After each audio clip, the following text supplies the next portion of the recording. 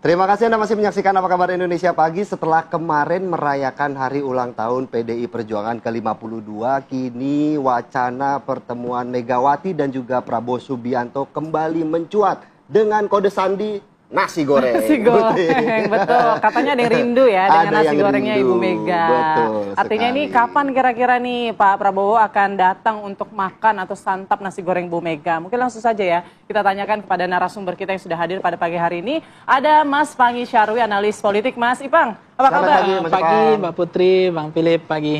Dan yang Kabar kedua baik. saya akan sapa Mas Aryo Seno Bagaskoro, politisi PDIP. Selamat pagi Mas Seno. Pagi Mbak Putri, Mas Philip. Selamat Langsung pagi. saja mungkin ke Mas Seno. Udah belanja belum nih Mas? Bawang, cabai. Cabai lagi mahal lagi Mas. Ya kan, tapi itu belum. Artinya masih wacana yang kemarin banyak sekali didiskusikan pasca HUT kemarin. Dan aku rasa ini kan bukan berita baru ya. Wacana pertemuan antara Bu Mega dan Pak Prabowo ini sebelumnya juga beberapa kali dulu beberapa bulan yang lalu waktu itu juga santer didengar gitu. Aku hampir tiap hari tuh waktu itu kayaknya. Sama Pak Pangi juga tiap hari kayaknya kita membicarakan tentang wacana pertemuan tersebut. Sebenarnya apa yang bisa digambarkan dari peristiwa tersebut? Masalahnya adalah memang hubungan Bu Mega dan Pak Prabowo ini dekat sekali. Antar baik sebagai sesama ketua umum maupun sebagai Presiden RI ke-5 dan Presiden RI ke-8 maupun secara pribadi. Dari berbagai milestone sejarah yang ada memang sudah sangat panjang. Dan kemarin di momentum HUT Partai secara khusus kami di PDI Perjuangan mengucapkan terima kasih yang begitu tulus kepada Pak Prabowo atas tindak lanjut dari pelurusan sejarah tentang Bung Karno pasca pencabutan TAP MPRS oleh pimpinan MPR periode lalu. Jadi hubungan itu memang sangat baik meskipun memang ada kontestasi politik yang terjadi di antara waktu tersebut. Tetapi tidak mengganggu hubungan baik antara beliau berdua. Jadi kalau ada PHO perusak hubungan orang, pengganggu hubungan orang yang mau masuk-masuk nggak laku lah. Oh jadi ada sebetulnya? Jadi ada. Kalau misalnya ada, kalau nggak ada, siapapun itu Bu Mega dan Pak Prabowo punya hubungan yang sangat baik. Ya. Jadi rencananya apa? Karena kan mengingat pertemuan ini kan dicanangkan kembali digaungkan ketika banyak dinamika politik yang sedang terjadi saat ini. Betul. Jadi rencananya apa sih yang mau dibahas gitu dari pertemuan ini? Ya selalu masalahnya adalah tentang konteks kebangsaan. Saya yakin itu. Karena apapun kan di tengah dinamika politik apapun pasti akan berupaya terus dikait-kaitkan dengan peristiwa ABCDE. Rentetan peristiwa sebelumnya Rentetan peristiwa lain-lain atau rentetan peristiwa di sekitarnya. Selalu pasti ada alternatif cara itu untuk kemudian mengkaitkan satu sama lain antara satu peristiwa dan peristiwa yang lain. Dulu pun sama waktu wacana ini pertama kali muncul pasca Pilpres, kaitannya kan orang bertanya-tanya, apakah ini kaitannya dengan transaksi politik tentang jatah kursi dan lain sebagainya. Padahal menurut saya dengan kapasitas dan kaliber kedua tokoh bangsa ini yang sudah di tingkat negarawan, sebetulnya itu terlalu kecil kalau dikaitkan dengan dinamika politik praktis sehari-hari. Dalam konteks ini yang dibicarakan pasti adalah tentang bangsa dan negara, pasti adalah tentang silaturahmi yang baik, meskipun untuk urusan timing seperti yang disampaikan Bu Mega, saat ini kami di PDI Perjuangan sedang fokus di konsolidasi internal kami. Bagaimanapun di situasi menjelang Kongres ini penting untuk melakukan suatu alokasi energi yang lebih untuk melakukan konsolidasi internal. Dan apalagi ya berbagai situasi yang ada untuk PDI Perjuangan pasca pilkada, kita perlu waktu untuk melakukan soliditas lagi. Itu. Nanti Kongres diundang nggak kira-kira? Ya, kalau di HUT kemarin memang kami belum mengundang pihak eksternal, termasuk Pak Prabowo kami belum mengundang karena memang acaranya adalah acara yang sederhana, acara yang khidmat. Tetapi di dalam Kongres nanti kita rencananya akan mengundang Pak Prabowo Subianto. Oke, baik. Saya mau ke Mas Ipang. Mas Ipang, kalau tadi Mas Seno bilang ini hanya pertemuan biasa lah, membahas soal, Tidak ada yang istimewa. membahas soal kebangsaan gitu. Tapi kalau ada sinyal-sinyal seperti ada yang rindu dengan nasi goreng ibu gitu, atau hubungan kita baik-baik saja, ini sebetulnya maknanya hanya sesederhana itukah atau ada makna lain di balik rentetan peristiwa yang saat ini tahu sendiri PDIP lagi diaut-aut kalau kata Bu Mega?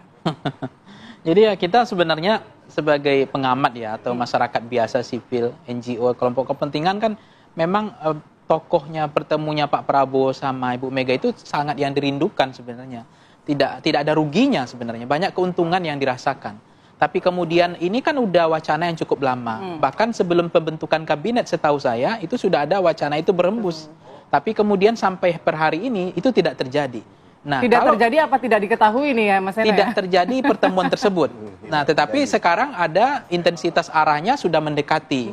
Dulu juga pernah waktu itu, tetapi apakah ada faktor eksternalnya saya nggak tahu yang menyebabkan. Kalau saya asumsi publik misalnya, kalau hubungannya sekarang ini apakah memang Pak Prabowo masih nggak nyaman bertemu karena ada Pak Jokowi di sana, intensitasnya, atau memang ini kosong saja, memang belum ada waktu yang tepat, momen yang tepat.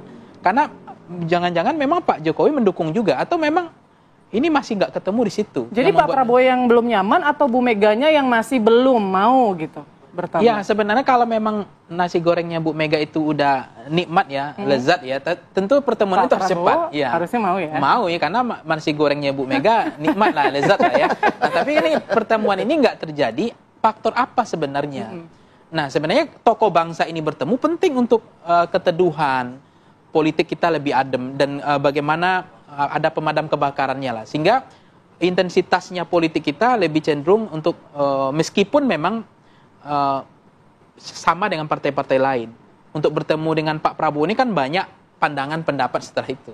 Misalnya ini udah haus kekuasaan lah, oh ini udah bergabung nih. Itu kan juga persoalan itu santer pembicaraan publik, itu lingkungan yang berbicara kan. Oh Ibu Mega nggak seperti itu juga. Makanya muncul juga kita bertemu dengan Pak Prabowo bukan dalam rangka kekuasaan, tetapi bisa saja misalnya kerjasama atau gotong royong, tapi tidak oposisi misalnya. Itu sudah mulai agak turun lagi. Tapi ada juga yang mengatakan bahwa tidak akan berubah sikap PDIP dalam konteks posisinya untuk menjaga check and balances. Dan di dalam setiap pertemuan, Pak Prabowo juga selalu mengatakan memahami konteks kebatinan bahwa check and balances peran posisi yang dimainkan PDIP. Jadi nggak ngotot juga.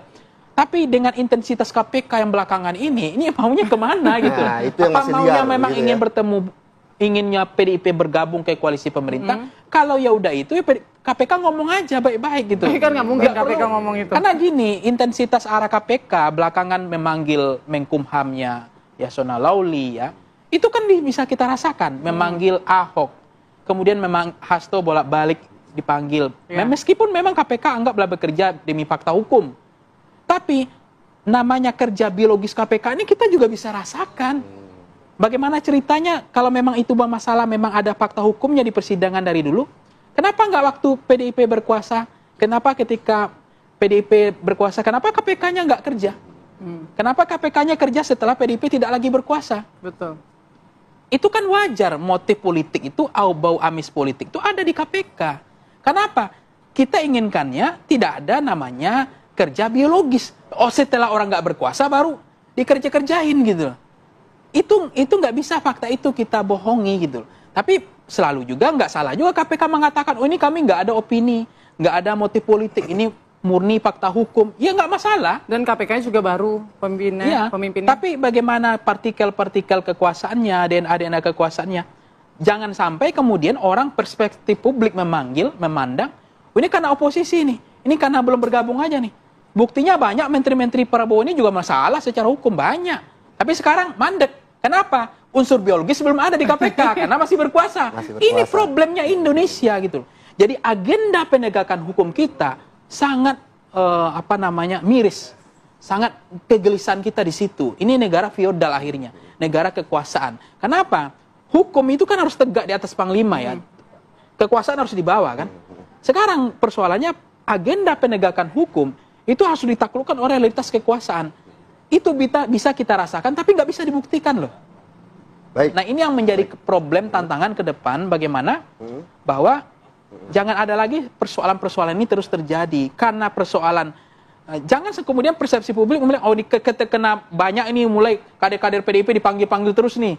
Ya udah Bu Mega begitu akhirnya ya, Ibu Mega katanya udah menelepon, kemudian ini akhirnya Bu Mega mulai pelan-pelan menurunkan tensi politiknya, mulai melunak. Kan begitu persepsi publik. Tapi kalau tidak salah juga saya mengutip omongan dari Bang Seno, sempat juga diklarifikasi bahwa sebenarnya kasus-kasus ini juga tidak mempengaruhi banyak kepada PDIP pada saat itu kan, di Bang Seno.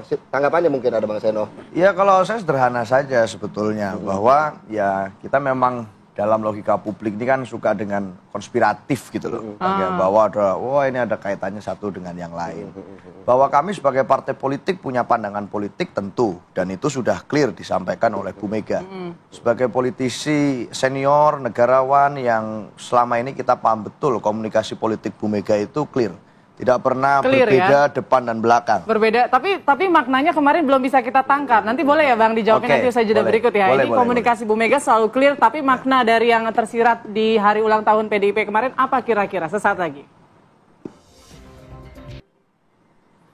Ya, Anda kembali di Apa Kabar Indonesia Pagi. Kita lanjutkan tadi Bang Seno bilang komunikasi Bu Mega selalu clear. Tapi yang terakhir nih pernyataannya, argumennya nih soal hubungannya baik-baik saja. Ada yang rindu dengan nasi goreng. Nah ini tolong lebih di-clearkan lagi lah. Kira-kira kapan mau ketemu dan apakah memang ini masih ada hubungannya begitu dengan kasus ataupun peristiwa yang terjadi di PDIP internal? Iya, gini. Jadi kalau bicara tentang clear, ya kenapa saya sebut clear tadi Mbak? Karena Bu Mega menyampaikan juga di dalam pidato tersebut bahwa selama ini pun komunikasi antara dua pihak ini, kami dengan Pak Prabowo ini berjalan dengan baik. Meskipun tidak ada pertemuan secara langsung antara Bu Mega dan Pak Prabowo. Misalnya Bu Mega kalau menyampaikan di pidato kemarin melalui utusan bisa terjadi. Dan itu beberapa kali kan dikonfirmasi dari pimpinan partai di PDI Perjuangan. Pak Ahmad Basarah misalnya dalam kapasitas sebagai pimpinan MPR periode lalu pernah diutus untuk komunikasi dengan Pak Prabowo dalam konteks bicara tentang pelurusan sejarah Bung Karno. Dalam waktu dekat ini? Lalu misalnya Pak Pramono Anung yang tertangkap kamera di Kertanegara beberapa waktu yang lalu. Sehingga dalam konteks itu sebenarnya pertemuan itu bisa dilakukan melalui utusan-utusan. Yang pertama. Yang kedua secara kelembagaan antara PDI Perjuangan dan Gerindra juga berkomunikasi dan berinteraksi dengan sangat positif. Faktanya pada saat pilkada kemarin kan kita banyak membangun kerjasama politik dengan Gerindra dalam konteks memajukan pasangan calon. Sehingga dalam koridor itu komunikasinya berjalan. Lalu di DPR sebagai partai pemenang pemilu legislatif, kami menempatkan kader terbaik kami, Mbak Puan Maharani sebagai Ketua DPR RI. Yang dalam konteks ini harus selalu intens berkomunikasi dengan eksekutif dan Pak Prabowo. Ya kayak gitu-gitu tuh. Jadi nggak selalu kan harus ketemu langsung kalau mau ngobrol itu. Kalau sudah bestie itu nggak perlu ketemu langsung. Tapi ada info juga katanya Bu Mega dan Pak Prabowo juga sudah menjalin komunikasi terutama melalui telepon. Apakah benar? Sudah saling telepon-teleponan begitu? Nggak, sejauh ini kalau kita melihat nggak ada. Terutama pada saat pemeriksaannya Hasto juga tidak ada teleponan. Kami dalam posisi menghormati apapun kemudian yang menjadi asas prosedur yang terjadi di Republik ini. Sehingga dalam konteks itu tentu saja kemarin pasca HUT Bu Mega menyampaikan dengan sangat clear di acara Kongres kemarin tentang apa saja pesannya kepada Pak Prabowo di dalam pidato pada HUT tersebut. Itu sudah clear. Tapi kalau kemudian ingin mengirim utusan, apakah memang ada upaya pertemuan dari Mega dan Prabowo ini dihalang-halangi yang disinyalir ini dihalangi oleh Presiden Jokowi, mantan Presiden Jokowi begitu? Seperti yang saya sampaikan tadi ya, hubungan beliau berdua ini dibangun karena milestone sejarah yang cukup panjang antara Bu Mega dan Pak Prabowo. Sehingga apapun yang terjadi, siapapun orangnya yang kemudian berusaha mengganggu hubungannya, tidak mungkin berhasil dalam konteks hubungan pribadi antara kedua beliau ini. Maka dalam konteks itu, kami tetap konsisten kok pada sikap politik kami, positioning politik kami pasca Pilpres selesai. Kita menyadari bahwa karena negara ini menganut asas presidensialisme, maka tentu saja tidak ada konsep koalisi di situ sebetulnya. Maka dengan logika yang sama harusnya juga tidak ada oposisi di situ. Tetapi definisinya adalah apakah berada di dalam atau di luar pemerintah. Nah, PDI Perjuangan sejauh ini ada di luar pemerintah Pak Prabowo. Tetapi kami senantiasa mau mendukung dan bekerja sama untuk program-program kerakyatan yang senafas dengan PDI Perjuangan. Oke, nah tapi kan juga ada tuh pernyataan Bu Mega yang bilang kita ini sama-sama ketum. Gimana perasaannya Bapak kalau anak buahnya dibegitukan? Nah, ini kan konteksnya kita tarik ke Hasto pasti ya. Artinya ada komunikasi nih soal Hasto. Nah, apakah memang kabar soal Bu Mega telepon Pak Prabowo karena soal pemeriksaan Hasto ini memang benar adanya sampai akhirnya keluar pernyataan Bu Mega seperti itu atau bagaimana? Kalau boleh saya lengkapi pernyataan Bu Mega itu, di belakang juga menyampaikan, saya juga pusing kok anak-anak buah saya begini semua, banyak yang kalah. Jadi banyak dalam konteks banyak yang belum jadi, banyak yang dikalahkan. Dalam konteks itu kan artinya ada koridor pilkada juga, yang mana kita harus melakukan konsolidasi internal. di dalam situasi pasca pilkada. Dan itu kita lakukan untuk mempersiapkan diri menjelang Kongres. Jadi saya rasa dalam konteks itu adalah forum politik. Kami sebagai partai politik boleh dong punya logika dan punya stance politik untuk memperjuangkan hal-hal yang kami anggap penting untuk diperjuangkan. Salah satunya ya tentang keadilan hukum yang substansial untuk siapapun. Dan itu dalam konteks itu maka pendapat politik ini kita sampaikan. Nah, Bu Mega dan Pak Prabowo punya hubungan yang panjang dan dalam konteks itu bicara di forum seperti itu saya rasa antara beliau berdua baik sebagai saling sesama ketua umum maupun sebagai personal juga saya rasa punya cara ya untuk saling berkomunikasi dengan baik satu sama lain melalui cara-cara yang saya sampaikan tadi. Oke. Itu. Kita ke Bang Ipang, mungkin dari tanggapannya dari Bang Seno seperti apa melihatnya? Sudah dijabarkan begitu panjang begitu Bang Ipang ya? Apakah memang ada pertimbangan kepentingan untuk menyelamatkan Hasto, untuk kemudian berusaha mendekatkan diri lagi dengan Pak Presiden? Itulah opini publik nanti ya. Kalau setelah pertemuan Pak Prabowo dengan Ibu Mega terjadi, ternyata kasus hukumnya pra-peradilannya menang. Kemudian publik juga akan mengaitkan lagi. Jadi serba salah jadinya. Wah, ini setelah pertemuan Prabowo dengan Bu Mega, akhirnya Hasto menjadi terselamatkan misalnya, atau tidak dilanjutkan proses hukumnya, di skip gitu. Nah, itu dicocok-cocok logikan lagi. Ini kan problemnya ini akan menjadi complicated juga kan tantangannya. Yang kedua adalah apa ruginya pertemuan Pak Prabowo dengan Bu Mega ini? Karena untuk keteduhan, untuk politik kebangsaan kita, apalagi kan Bu Mega mengatakan tidak ada oposisi, tapi kerjasama atau gotong royong misalnya. Ini kan juga memang Pak Prabowo hubungan panjang mereka ini lebih panjang daripada hubungan dengan Jokowi sebenarnya. Ya, jadi ini yang menjadi penting bahwa mereka ini tokoh bangsa. Jadi pertemuan mereka ini sebenarnya banyak yang menginginkan. Tapi jangan lupa mungkin ada juga yang menghalang-halangi. Tapi nggak bisa dibuktikan siapa orangnya gitu. Tapi ini yang kemudian chemistry mereka sebenarnya kan sangat cocok. Apalagi dengan nasi goreng yang lezat yang dibuat Bu Mega ini kan. Jadi tapi memang momentumnya nggak tepat karena ini lagi ada pra-peradilan, kasus hukum yang hukumnya dijalani. Nih pra-peradilan. Kemudian itu tadi saya kaitkan tadi Mas Seno kan bilang bahwa hubungan Gerindra dengan PDIP ini sangat baik ya, termasuk hubungan koalisinya, chemistry politiknya, politik kebangsaannya sama-sama kuat gitu, ideologinya sama gitu, tidak ada jauh bedanya Gerindra sama PDIP sebenarnya, nasionalisnya merah putihnya sama. Nah, problemnya ada hari ini adalah ketika ada kasus hukum gitu loh. Kemudian ada pertemuan presiden, ketua umum ya, sama-sama ketua umum partai. Nah, ini juga akan implikasinya nanti akan ada banyak asumsi, persepsi, pikiran liar yang akan berkembang. Ini yang akan kesulitan juga untuk mengkonternya kan. Nah, apalagi memang sebenarnya kalau memang bahwa memang ada fakta persidangannya kemarin bahwa tidak ada persoalan dengan Hasto itu, kemudian apa yang dibilang Mas Seno juga tadi saya diskusi ya, setelah tersangka bukti belum cukup digeledah-geledah lagi ya kan, nampak ada motif politiknya atau ini murni penegakan hukum, kita nggak tahu juga gitu. Termasuk misalnya ada juga tuh fakta persidangan yang bunyi di Maluku Utara, Blok Medan, KPK-nya kerja nggak ini gitu, blok apa namanya istilahnya tuh apa namanya ya saya katakan kerja biologisnya ada nggak gitu. Bekerja nggak untuk penegakan hukum, kalau ini memang bahwa KPK bekerja selama ini agenda penegakan hukum, bahwa tidak ada motif politik, murni penegakan hukum semua. Ya itu tadi yang saya katakan, jangan sampai tuduhan publik, ya ini persepsi publik ya, bahwa ada klaster-klaster, mana yang prioritas, mana yang tidak perlu dulu karena sedang berkuasa, mana yang perlu dipanggil bolak-balik supaya bergabung ke pemerintahan kita. Nah ini kan bahaya. Kemudian tertuduhan-tuduhan itu bukan saya, publik, persepsi publik kebangun seperti itu. Kalau Mas Seno kan bilang, mestinya kan di klaster dong, mana yang korupsi kerugian negaranya besar. Ini kan hanya soal, bukan kita mengecilkan peristiwa hukum ya, PAW. Nggak ada kerugian negaranya di mana kan, itu yang jadi problem sampai sekarang kan. Berapa miliar? Sampai nggak 1 miliar kan itu. Nah tiba-tiba ributnya bisingnya luar biasa. Tapi ini ada kasus 300 triliun, kasus yang besar-besar.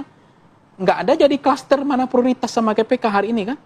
Nah ini yang kemudian bukan saya tapi publik memandang seperti itu. Atau justru sekarang pertemuan antara Prabowo dan Mega ini disinyalir ditunda dulu mengingat pertemuan ini bisa saja menggiring opini negatif terkait dari kasus yang sedang berjalan saat ini. Betul Mas Philip, itu yang dikhawatirkan nanti setelah pertemuan ini ternyata ada peristiwa hukum gitu. Ada keputusan-keputusan hukum.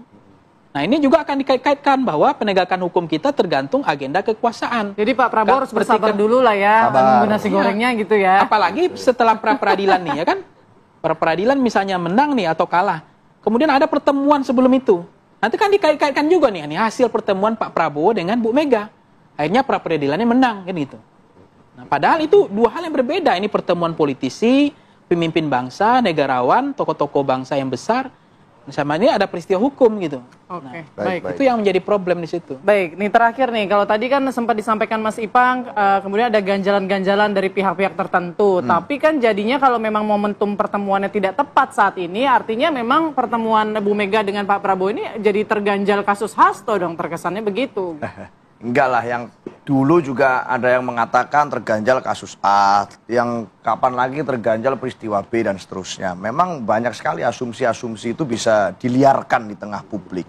Tetapi kalau saya mencermati sejarah antara kedua negarawan ini, saya rasa tidak ada kemudian persoalan yang substansial yang kemudian mengganggu itu. Kita memang mencari momentum yang tepat, timing yang paling pas, dan termasuk bagaimana kesiapan waktu dari kedua pihak. Apalagi Bu Mega sudah mengatakan saat ini kita memang fokus di dalam konsolidasi internal partai, investasi energinya adalah untuk internal partai.